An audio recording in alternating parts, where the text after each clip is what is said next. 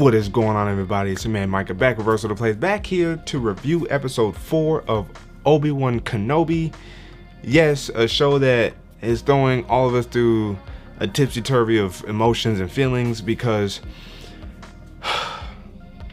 it's the Leia concept. I think overall the episode is actually pretty good. I like the episode. I like the fact that Obi-Wan did heal, and actually healed in this episode. I wasn't expecting him to heal that fast, which arguably could be up for debate. You know, I don't know how long he was in and out of the bacta tank that we saw him go into early in the episode, but I do like the fact that he did heal up and we went right back into action in this episode to essentially save Leia yet again. This would be the third time now that we're saving Leia. I think the show has become a little redundant and unnecessary with saving Leia, because really the story should be about Obi-Wan overseeing Luke. Now, here's where there's a caveat to what I'm saying. We could potentially get a season 2, but I don't think you want to set up a season 2 in this fashion, because you have people potentially being turned off from additional content from Kenobi based off of what we've been doing for the first 4 episodes. Not just the first 1, 2, or 3 episodes, but we're 4 episodes in and we're still dealing with Obi-Wan and Leia.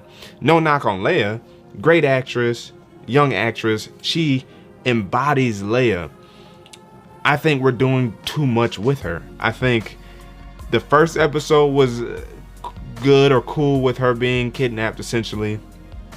Then she should have been saved, or she wasn't saved. The Inquisitors actually get her at the end of episode 1 or 2, and then this is the final chase scene or chase scenario with Leia. But we've had 3 different chase scenes with her. The Disneyfication of chasing in episode 1 and 2, and then here chasing her essentially to the Inquisitorius to save her from the grasps of Reva and, well, Vader overall. So although they've been doing somewhat of a good job of displaying that visibly, I think from a writing standpoint, from a storytelling perspective, we're doing too much from that, and it's getting a little like, ugh. Thankfully, she's been saved again, and hopefully we're finally gonna move on from Leia, because again, Obi-Wan's mission was to oversee and protect Luke, and we got a glimpse of Luke, and that has been entirely it. If there's a season 2, I can see that being the focal point of Obi-Wan and Luke, but I haven't looked it up. I guess I could look it up here real quick to see if Obi-Wan, because I do have my tablet in front of me from my Black Adam review, because I haven't watched the trailer yet, so I would like to watch that. But okay, what is happening here? Why are you not changing? Okay, all right, well, let me check real quick.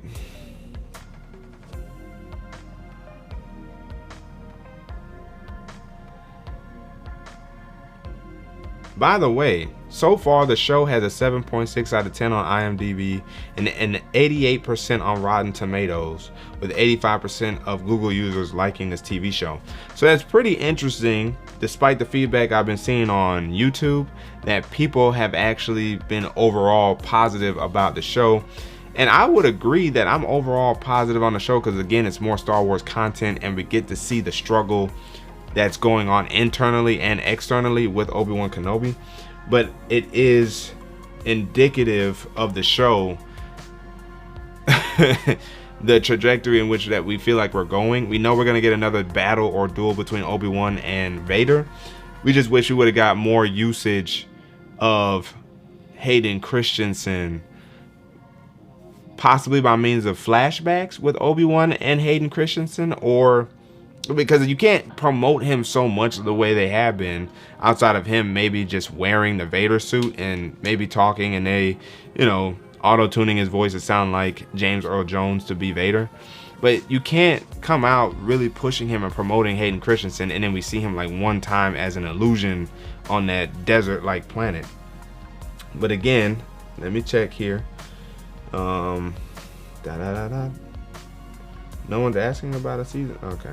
Well, let me see. Season 2.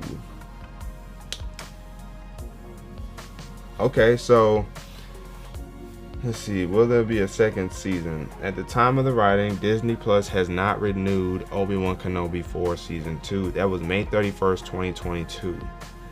So, yep, no season 2 yet.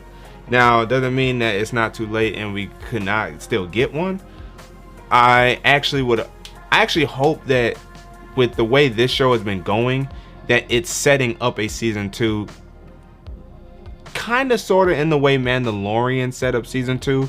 That was a brand new fresh show with a brand new fresh character, and the way season 1 went, it set up a season 2, and we got a bunch of payoffs throughout each episode of season 2. So I'm hoping that Obi-Wan does the same thing with a season 2, the way season 1 has been progressing. That being said, Reva has definitely calmed down. It's been nice to see, and you see her really start playing from a different angle in terms of being an interrogator and being, you know, a menace from that perspective and not being overly aggressive. And even with her dealings with Leia, I don't know if she's holding back because Leia is a child, and maybe some of that is internal struggle for Reva, which is why she hasn't went overboard when dealing with Leia. Now, she was about to before Tala helped Obi-Wan, or Obi-Wan helped Tala out, you know, however which way you want to look at that. But it is interesting to see all of that play out and how Reva has definitely toned down, and Vader more or less has put her in her place, if you will, because Vader was ready to be done with her, but she, you know, realized or revealed to him that throughout this, watching Obi-Wan slowly start to grasp and come back to the Force, this episode was essentially a warm-up for him. Like, I know I said, maybe I said in my episode 3 take that Obi-Wan's gonna need to do some warming up, and that should take place in episode 4 by means of maybe meditation, really, you know, becoming one with the Force again. But this episode was a perfect warm up for him in terms of getting a bunch of blaster fire. And if you think about the whole, you know, blind, sense the Force and blaster fire, like, the way they set this up for Obi-Wan was a true warm-up for him to really get back into the groove of things, shake that rust off, WD-40 the rust, and kick back into true Obi-Wan form. And he had a couple poses that looked nice, and then they even had a scene that he had to hold the water from bursting in one of the walkways underwater in the Inquisitorius, which again, we keep getting so much callbacks and references to Jedi Fallen Order, yet we've seen nothing from Jedi Fallen Order. Maybe it's just paying homage in a subliminal way, but I was hoping that we would have saw something. This takes place 5 years after Jedi Fallen Order, which puts it in the same timeline as Jedi Survivor. And again, just hoping we would have maybe a glimmer of hope to see something in the realm of Cal Kestis or something, but no. But we got to see Obi-Wan channel the Force and hold that burst until the troopers broke free before he released it to take them out, and him, Tala, and Leia was able to essentially escape. But Reva allowed them to escape to track them down or hunt them down later again, as we kind of got to see in episode 2-ish. So, is the episode good? Yes. I didn't expect to get that much action out of it. I thought this was going to be the calm before the storm. Obi-Wan healing up, if not back to tank memories.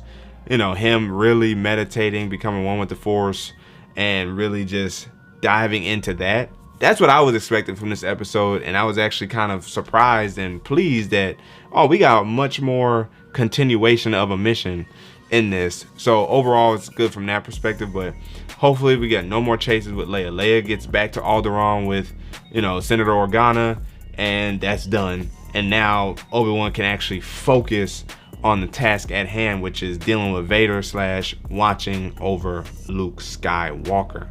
Let me know down in the comment section below what you guys think about episode 4. Are you looking forward to episode 5 and 6? Do you think there will be a second season of Obi-Wan Kenobi? Let me know down your thoughts in the comment section below. But again, as always, if you guys haven't already, make sure to like the like button, subscribe to the channel, hit that notification bell so that way you know my videos or my live streams. So we can sit back, chillax, see what's cracking. With your man Micah signing out until the next video or live stream. With that blue lightsaber igniting this episode again. Wait for and keep it gaming.